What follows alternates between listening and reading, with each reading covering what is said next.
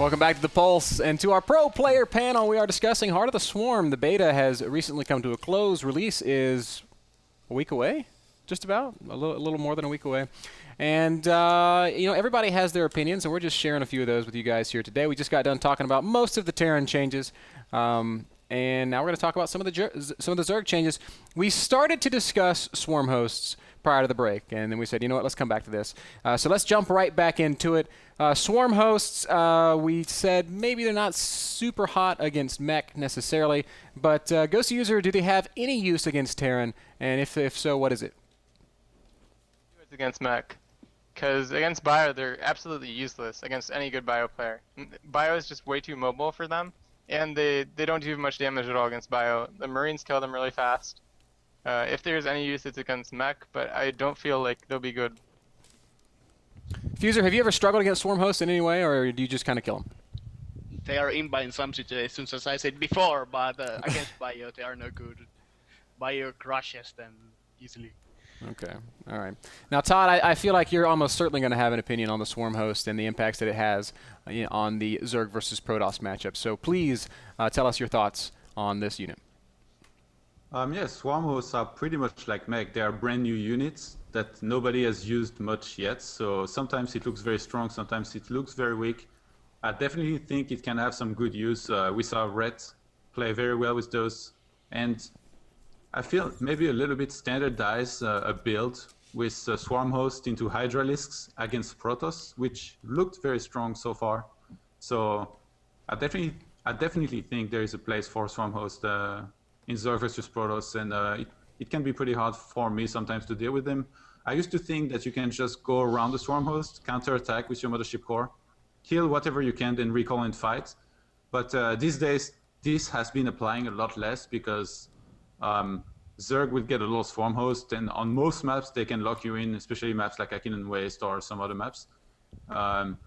And then they will pretty much be ready for this. They will have the watchtowers in position. They can pull back with their Swarm host if they need to. And then behind this, they will be getting sometimes Hydralisks, sometimes Corruptors, all of which do great against the Mothership Core. So if I get my army locked out on the other side of the map and I can't recall, it's never going to go too well, even though I will have force fields to buy me some time.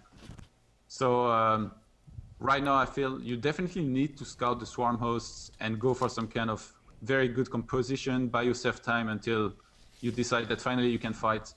And also, when Zerg gets Swarm host, a lot of the time they will follow it up by Corruptors. So you would think that you can counter it with a lot of Colossi, which is good against Swarm host, especially because they snipe the Locust very well. But then when your opponent has a whole bunch of Corruptors and you go in there, he will have an overseer above the Swarm host that will snipe the Observer. So I don't know if Mike has had different experiences than me, but yeah, I feel like sometimes it can be pretty hard against Swarm hosts. Yeah, I think they definitely have uses EVP, and sometimes they seem really good, and sometimes they seem just kind of okay, and they don't do much and then you lose. But I've seen games where they look super, super good, and Protoss can't deal with them with anything they have. I don't think we figured out exactly how good they are yet, because I mean, you have to get good at using them against Protoss more so than Terran.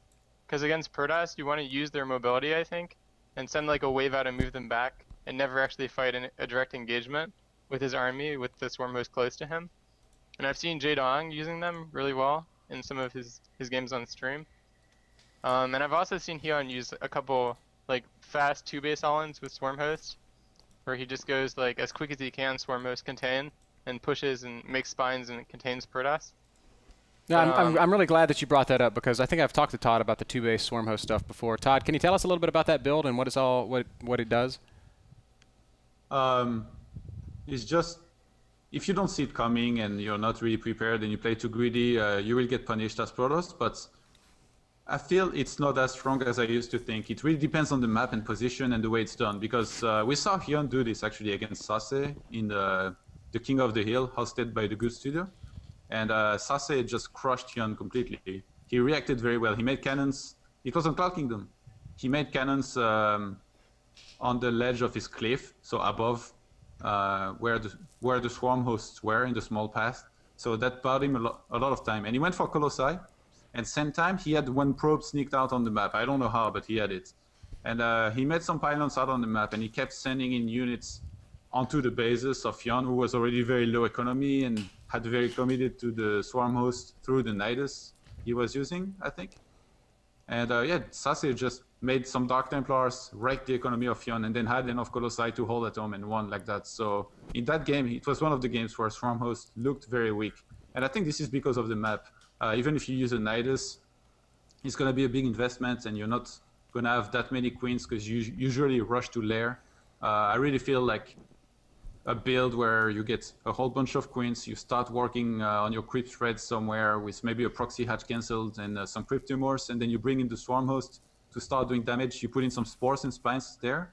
On a map like Akinon Waste or Howling Peak, maybe this can be good. But on some other maps, maybe not so much.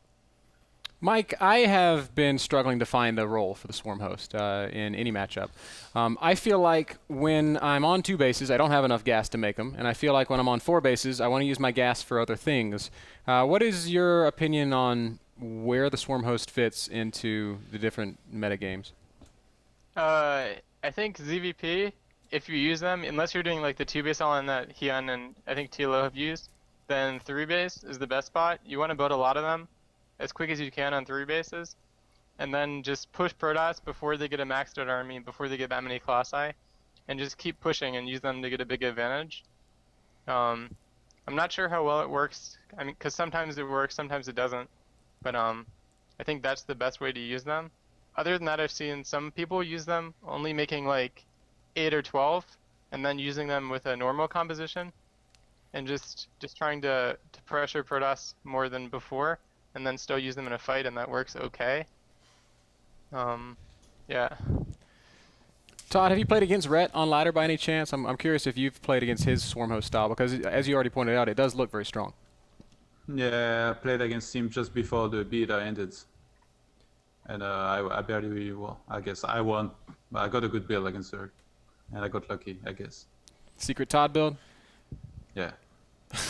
You know, I just want to mention something. I think 3-base is the most powerful place where Swarm hosts are currently, but I think a lot of protesters are also playing it a little bit wrong. Because when I am playing against Zergs and I'm Protoss, a lot of times I'll do my scouts, my really easy scouts with Mothership Core and also the hallucination. And I'm able to see if my opponent is sort of going Swarm host. And it's not a unit where it's like, oh, let me build up enough for 16 of them, and then I go and push. No, you have to like build them up gradually. As soon as you see one on the map, you just shove your units out in the middle of the map. There's almost no way that they can really like confront that, because they are investing. They're getting that very expensive 200 upgrade for their Swarm hosts, and then on top of that, their regular upgrades, and Swarm hosts are very mineral intensive. So it takes maybe 2 to 3 minutes, I would say.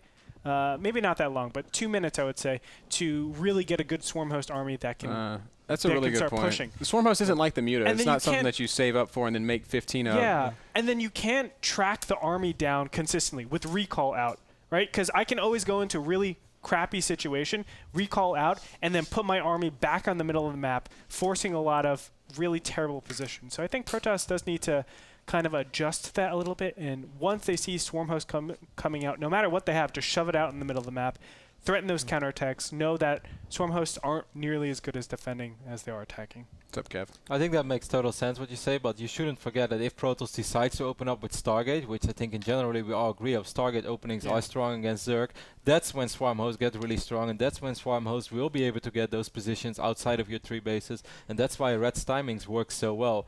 Obviously, if you like open up with a very different way, you're going to have a lot more units. If Protoss opens up Stargate, they will never ever have enough units to actually walk in the middle of the map while going up to 3 base and while making or building up infrastructure, getting lots of gates and stuff. They will barely have any units. So I don't think if you open up Stargate, you can ever go out on the map, because then they can literally just make like a handful of links and just surround your army and kill it.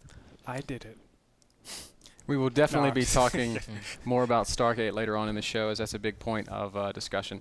But we're still talking Zerg stuff, and the other Zerg unit that a lot of people are excited for is the Viper. And it's a unit that really redefines a lot of the way the game of StarCraft is played. Mike, how do you feel about the Viper, and have you been using it in your gameplay? I used to use it like I guess about a week and a half ago. I was using it almost every ZVP in late game, but I changed my mind and I don't actually like it anymore. What? It works. It works really well if they're going heavy Colossi, or like just a standard Wings of Liberty Colossi Deathball, or like a 3-base timing, that kind of build. And then you just kind of auto win if you get Vipers. You should never lose to it. But some of the, like, no one plays like that anymore. At least none of the Protoss that I play. They either go super heavy on Blink Stalkers and only get like 1 or 2 Colossi unless you go Swarm Host, or they go like only Blink Stalker Immortal with no Colossi at all. And if they go something like that, then the Vipers are almost useless, because you can. What about if you add 2 Infestors to the army? It's still useless, because the fungal only lasts like 4 seconds now.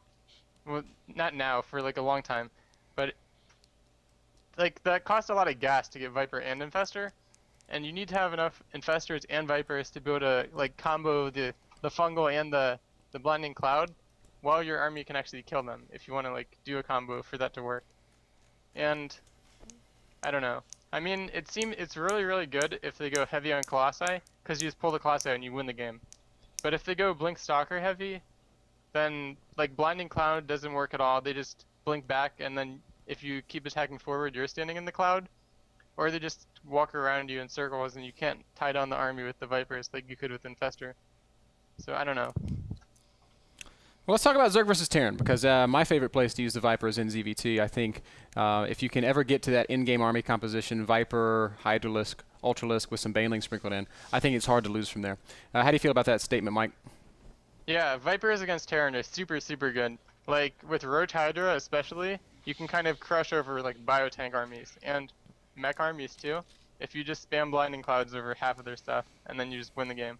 Yeah, but the magic is that you should never siege your tanks before the Vipers are dead. That's why you have like a 12 Vikings to shoot the Vipers down, and then you just full back, and the Roaches and Hydras are on the cloud. And yeah, I mean against Bio more so. With like Roach Hydra, with Vipers against Bio, you can kind of crush over any biotank unit army composition just by like blinding clouding all the tanks, and then the Roach Hydra just wins. Against mech, they can be good if Terran clumps their tanks. They can still be like really good if you make like 8 or 10 of them, and just ignore the Vikings and blinding cloud as much as you can before they die, and then just try to kill their whole army. But they die pretty quick to Vikings too, so I'm not sure about how good they will be against mech if Terrans have Vikings to shoot them. You know, we raised a lot of issues when we talked about Terran units and said, hey, maybe these are some things that need to change, but I don't feel like anybody is of the consensus that Zerg has anything that's too strong. Do either of my non-Zerg panelists have an opinion on that? Ultralisk. I am Zerg. Yeah, all the Terran players I know say Ultralisk or Imba. I think Vipers can be good as well. Maybe better than Swarm Host sometimes, but I mean, they have a clear counter with High Templars, so one unit is not too strong, but there is some strategies that are very strong. For example, I played Cozy User for some match, I remember, and he went for like a 16 minutes timing with Mass Roach, Hydralisk, and Viper, and that's maybe my Storm was, my High Templars were late, but that's the time where you start having High Templars. So if you have just 2, usually you won't have enough to hold. You can't do High Templar against it. I don't think it works. If you go like Colossi Deathball and then just add High Templar in, you always lose to that timing. Because you can kind of keep the Vipers away from the Templar and still pull the Colossi out. Or you can just blinding cloud the army. And if the Templar can't feedback, you're not going to have Storm then, so they're just useless. And you spend all this money. You're just saying Viper is OP. No, but if you go like Colossi Deathball, then Viper always wins. But if they go like Blink Stalker Immortal and no Colossi, unless you go Swarm Host, or if you just go like only Blink Stalker with like 1 or 2 Colossi and a couple Immortals, then Vipers suck against that, even without High Templar. There goes my secret build. So your secret build is Colossus Deathball. Because I think Protoss players have been doing that for like 3 years now. No, man, he just explained something different. You get less Colossi. But yeah, I agree in general that Colossi play seems worse in Harder to Swarm. In Wings of Liberty, if you could get up to 200 supply with 2-0 attack upgrades or 3-0 at the 15th minute or 16th minute, and you are maxed on Mass Stalkers, couple Sentries, couple Immortals, and 3 Colossi, there was no ground army that could stop you. You could even sometimes attack into spines and win against spines plus a max Zerg army with infestors. But now that's totally different. I mean, there was a game like this where I went for this style and I attacked against the Zerg. He had a couple of Vipers. He abducted all of my Colossi before the fight even started. I lost all my Colossi and then I was down to 160 supply with no Colossi and full Stalkers against Roach Hydra discs. So, I mean, you can't really attack after that. Yeah, So, like that style from Wings of Liberty, it never works. Like Vipers just crush it every time. yeah, in Hardware Form, it doesn't. So I got a question for you guys. With, you know, that like 14 to 17 minute push where you push out with like mass stalkers and colossi, that was normally to keep Zerg in check, to make sure that they weren't just expanding super aggressively. Are there still options for Protoss, given now the Viper's existence and kind of that Colossus rush being removed from the game? Are there still alternatives for Protoss to do that same type of poke out to make sure Zergs aren't just taking the entire map? The old pre-Broodlord timing. Yeah, the pre-Broodlord. Yeah, just like Blinkstalker Immortal without Colossi is the same thing, I guess. People did it before sometimes, but you don't actually need the Colossi unless they go Swarm Host.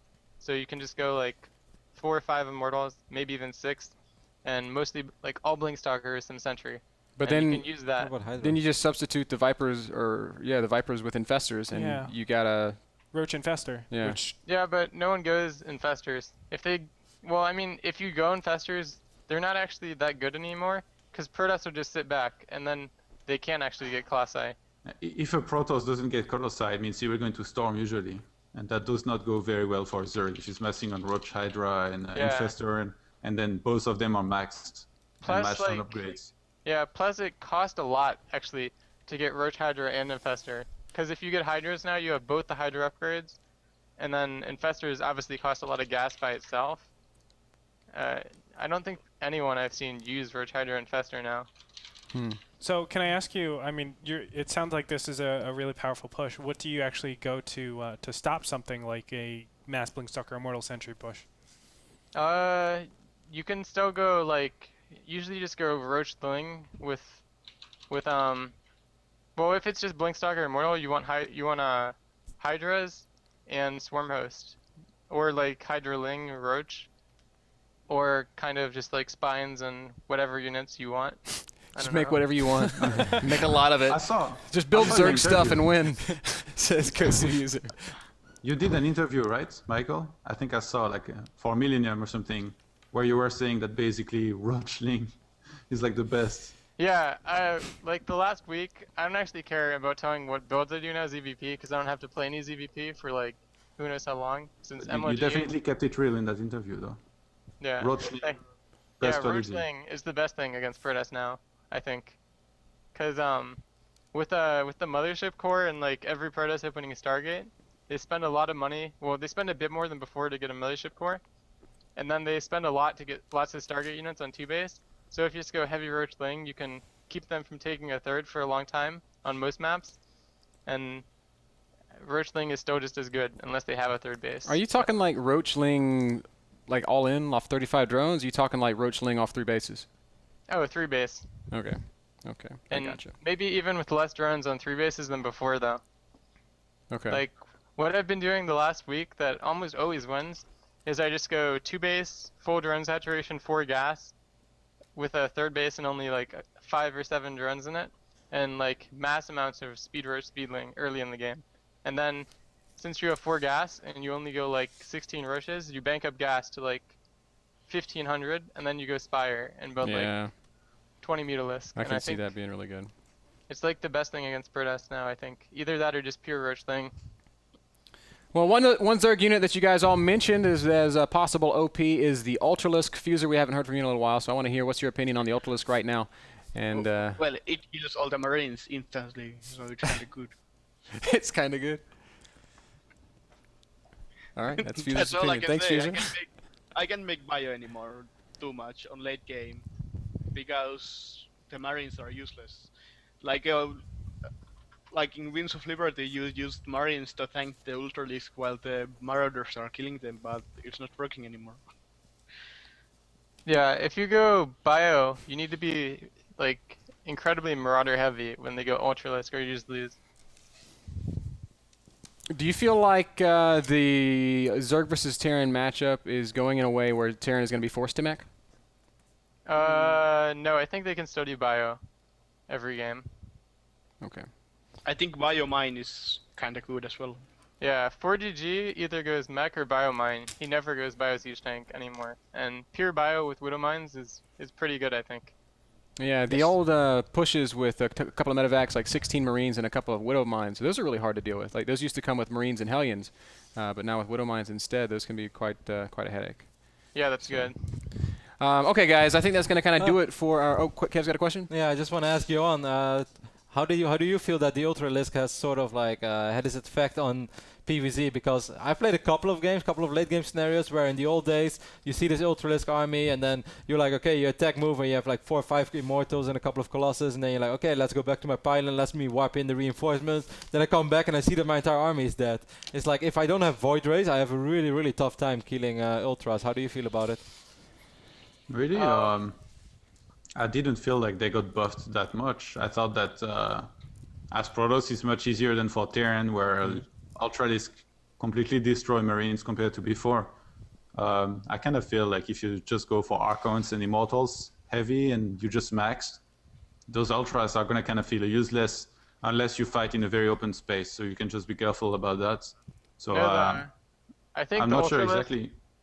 I think Yeah, I think you're wrong, because I mean it seems like that, but if you make like 4 Vipers with your Ultralisk, like after you get the Ultras, you just use Abduct on all the Immortals, and then you can kill the whole army with your Ultralisk. I guess you make it sound pretty good, but if you have some Templars, I feel like you should always be able to feedback those Vipers. If you keep your Templars near the front line of your army, they will almost always be in range to feedback those Vipers on time before getting anything abducted. But Ultralisk plus Blinding Clouds sounds kind of scary. Yeah, like I've faced it before, and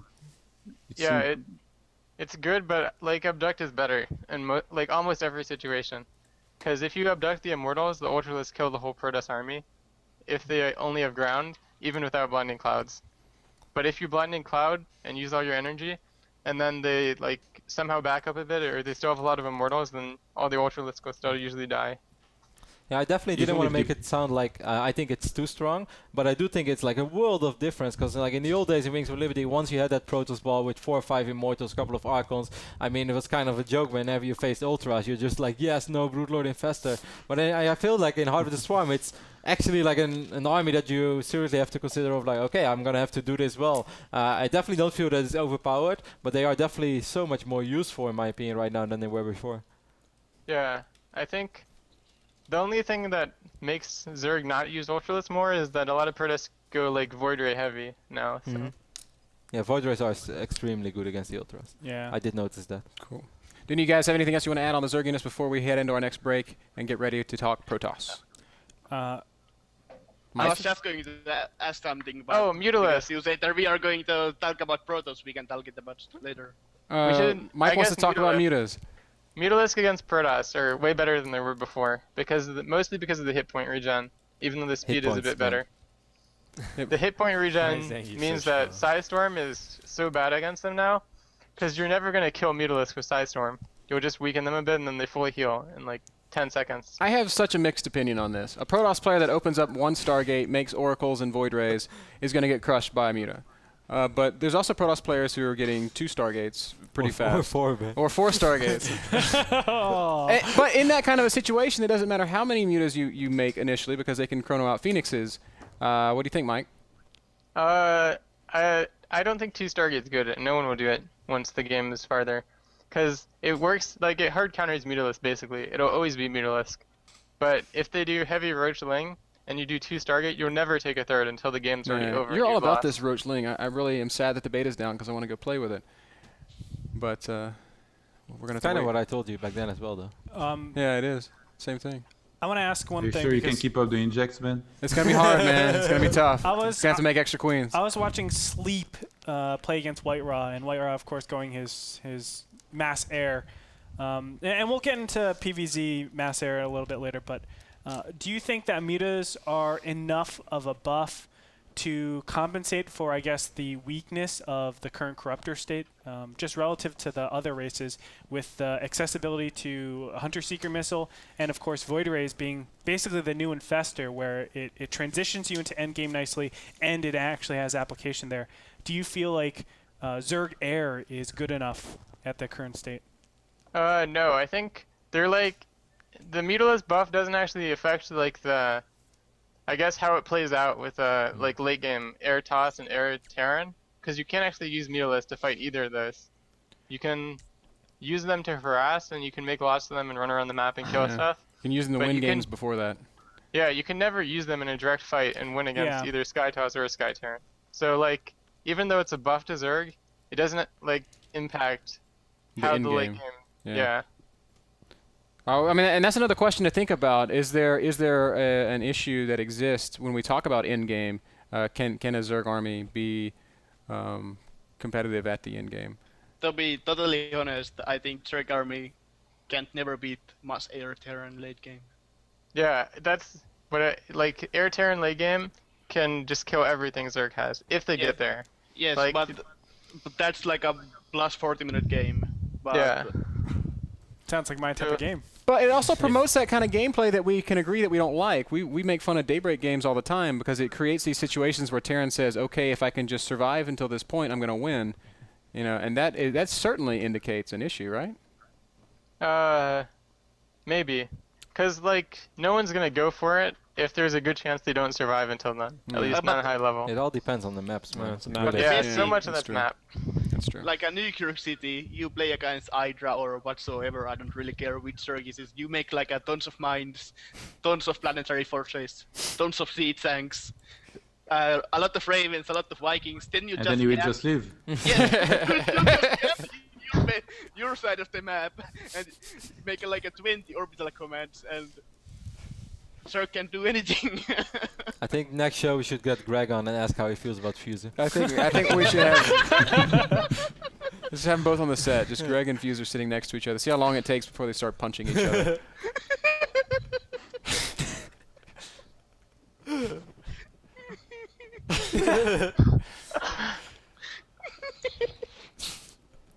Fuser thought that was really funny, guys. Found European Day 9. All right, we're going to take a very short break. When we get back, we're going to be talking about Protoss, guys. Don't go anywhere. Our last segment of the panel when we get back.